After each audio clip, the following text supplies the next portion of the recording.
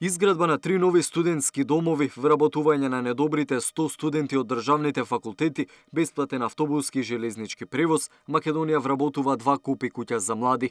Ова се само дел од неколкуте десетици проекти кои ги спроведува владата за подобрување на животниот стандард на младите во Македонија. Председателот на ВМРО ДПМН Никола Груевски на 25-тиот роден ден на УМС истакне дека младите остануваат во фокусот на програмата.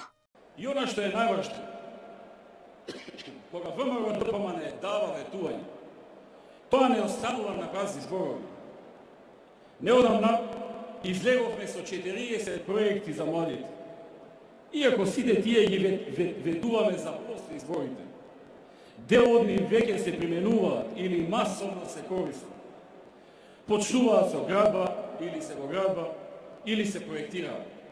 И за оние од ВМРО, и за оние од ССМ, и за оние од ДУИ и ДПА, и за оние кои се во други или во ниту една партија, и за македонците, и за албанците, и за турците, ромите, србите, бошнаците, власите и сите останати во Република Македонија. Ние даваме шанса на сите и на секој. Ние работиме за сите граѓани во Македонија. И тие кои не поддржуваат, и оние кои не поддржуваат. Ние сакаме и ним да им помогнеме. 25 години полни со успеси, победи, напредок, години во кои Унијата на млади сили на ВМРО ДПМН со повеќе од 55.000 членови стана еден од основните столбови на партијата, која брои над 170.000 членство.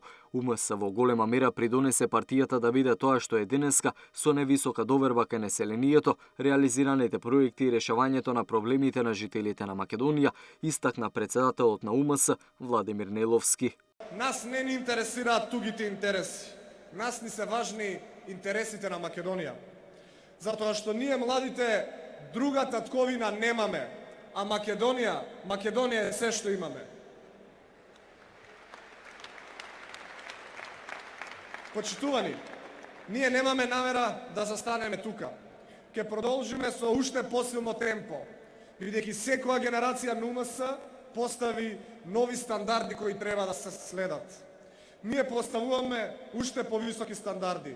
Само работата, упорноста и честноста е она што нас не прави посилни. Продолжуваме со уште посилно темпо. Груевски во своето обраќање пред присутните истакна дека заедно со Унијата на млади сили, партијата ги исполни условите за укинување на визите за македонските граѓани, донесе голем број инвеститори, отвори над 150.000 работни места.